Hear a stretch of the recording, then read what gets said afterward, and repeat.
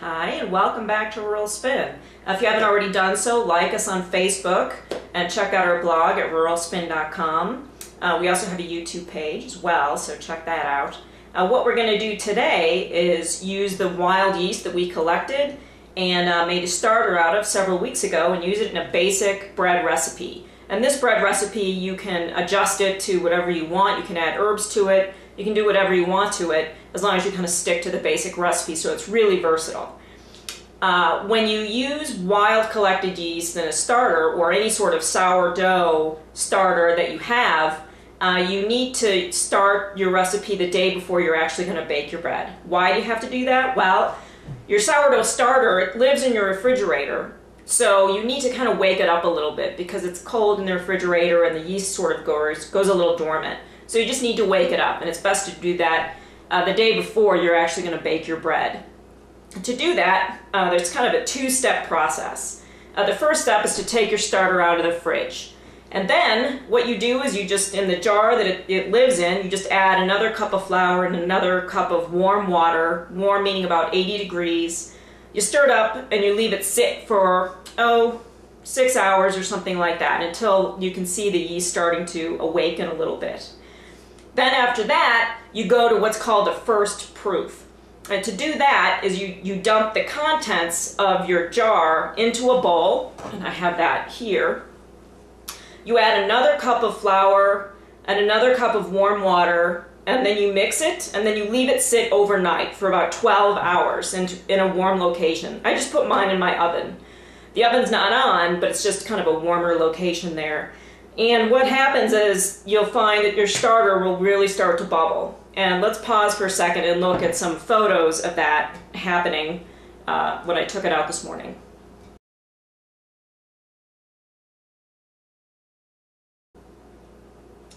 Okay, so after you get and are finished with the first proof, then you can move on to your bread baking, and that takes place the following day. So just as a quick review, you take your wild collected starter out of the refrigerator, you activate it, then you move on to the first proof, which you leave sit overnight, and then the next day you can start baking a bread. As a side note, if you use your starter really often, like once or twice a week, you can skip the whole first step where you activate it. You can just move on to your first proof, which is what I have here. So what we're going to do now is mix up our bread dough. I use this really nice big bowl. And this is the starter that's gone through the first proof. And then I'm going to grab something. Hold on a second.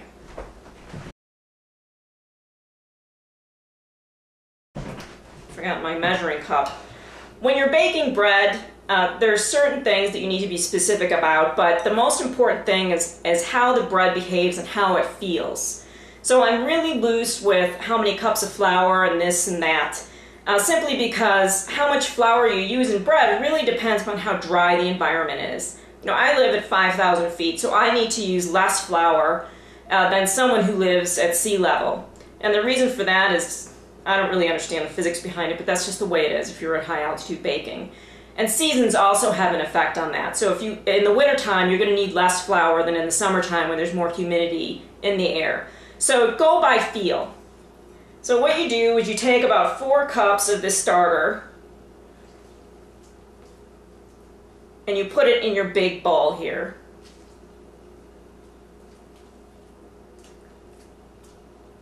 It's kind of fun to work with. You should get the kids to do this. They'd really love it.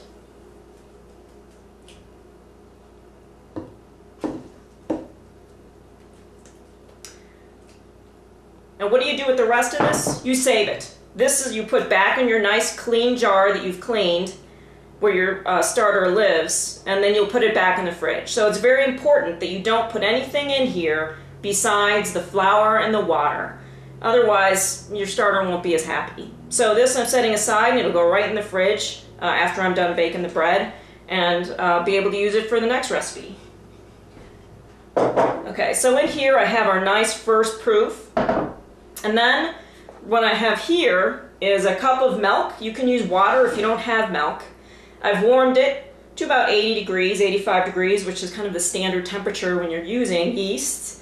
And I've also added 2 tablespoons of sugar, which is sort of food for the yeast, a tablespoon of salt, which is a little flavor and some other stuff, and then a couple tablespoons of olive oil. You can also put honey in instead of the sugar, or butter in instead of the olive oil. So it's really flexible, this recipe. So you just take this warm and you just pour it right in. And then you take a spoon and you want to mix it around. It'll get, watery, which is fine. But you want to mix the wild yeasts around in your liquid here so they get evenly dispersed. And also you want to be able to evenly disperse your fat, olive oil or butter, and then your sugar and salt. And at this point, if you wanted to make this into an herb bread, you could also add a couple tablespoons of oregano or basil or rosemary.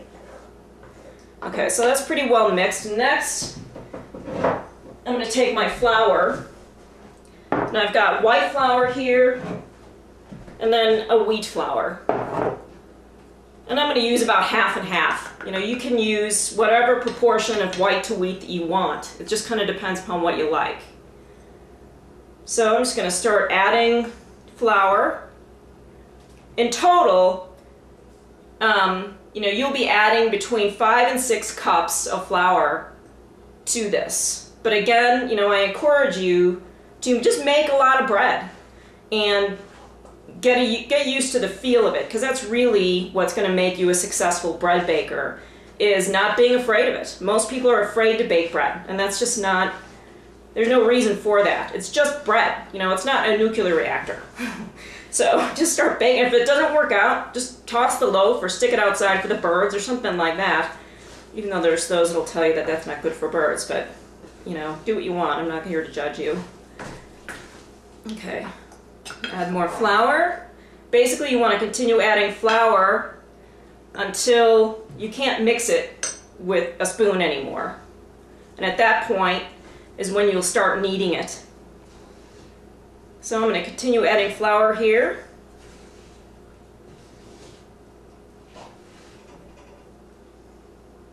Okay, I'm getting to the point where it's really getting too thick to stir. So I'm going to set this aside, pull my sleeves up, because I'm getting, of course I had to wear black making bread, right? So I'm going to put one of these aside. And what I need, you can knead it on a kneading board if you want. I mean, there's nothing wrong with that. I tend to just knead my bread dough in the bowl that I mix it in. And I do that for a couple of reasons. One, I'm lazy and I really don't like to clean stuff. 2, I find it easier to knead bread dough in the bowl. Why? Because when you're kneading, you kind of need to rotate the dough as you're kneading, and it's just a lot easier to rotate a bowl than it is to rotate dough that's going to be sticking to another surface. So I'm just going to start dusting this with small amounts of flour. And when you do this, you pull it towards you and then you push away. That's how you knead bread dough. I'm kind of doing it at an awkward angle, so.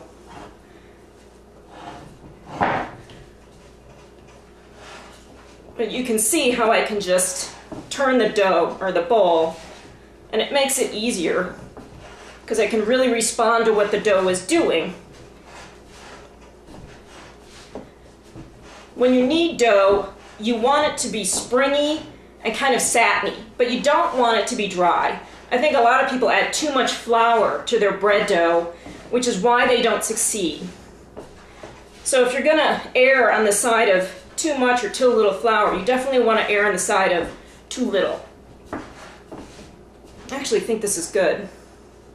This feels good. It's not, my fingers are not too sticky with flour. The dough is bouncing back. And you can kind of see it in here. It's just a nice dough. Looks really nice.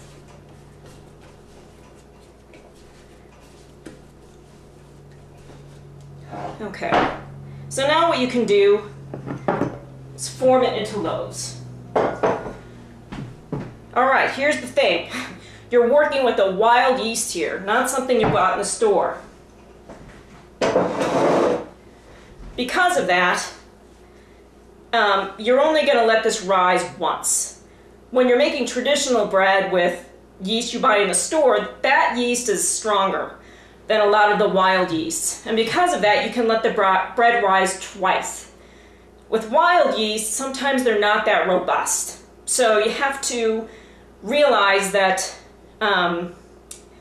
you need to, adapt to the yeast that you're using in your area. If you review some of the other videos that we've done, you'll know that not all wild yeast are created equal. Some of them act differently than others.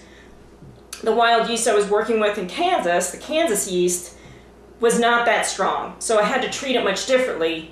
The yeast I have here in Colorado, the wild yeast, it's pretty robust. And because of that, you adjust how you bake depending upon the yeast that you have, which is why I really encourage people to just bake a lot of bread and biscuits and whatever you have using their sourdough, because the more you use it, the more you'll understand how it behaves, and then you can do whatever you want with it. And that's the great part. Okay, so here's my dough. And what I'm going to do is just split it into 2 pieces. I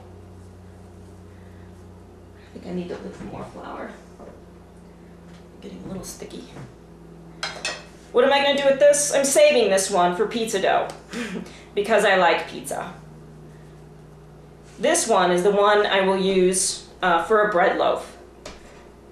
And I have here, somewhere, oh there it is, excuse me. I just have a bread pan here that I've got a little oil in, or butter.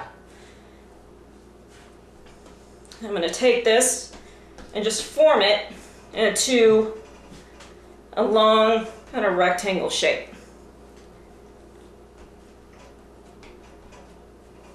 Then I'll take one end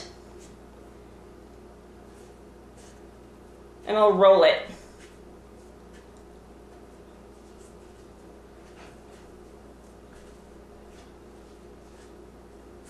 A little sticky. Need a little more flour.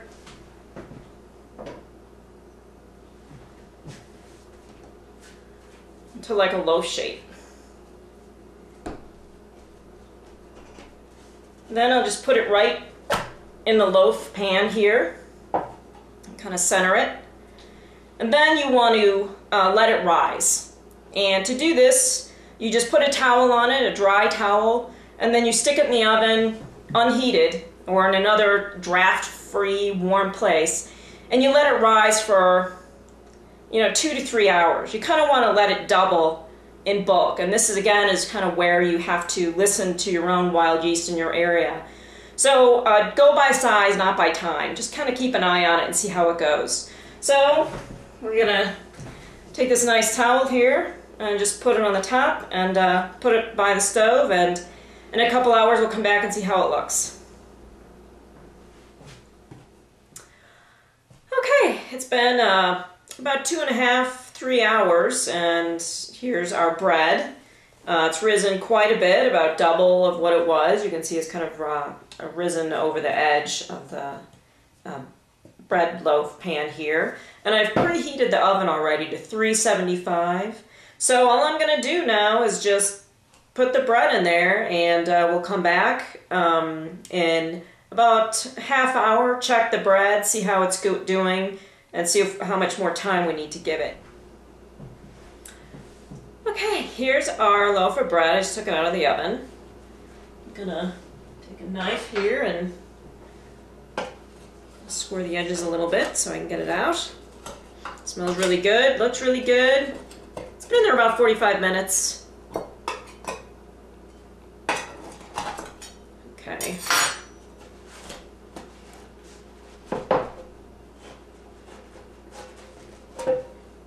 Yummy! Okay, I'm going to now cut some of this nice loaf of bread made from wild collected yeast. Look at that. Looks great. It's got great pockets in there. Yummy. Very good. So don't be afraid I'm starting to bake. You know, a lot of people are afraid of making bread because they're afraid they're going to make a mistake. Well, of course you will. You've never done it before. But if you don't start trying it, you're never going to learn how to do it. So don't be afraid. If it doesn't work out, then you just make another loaf. It's not rocket science. If I can do it, you can do it.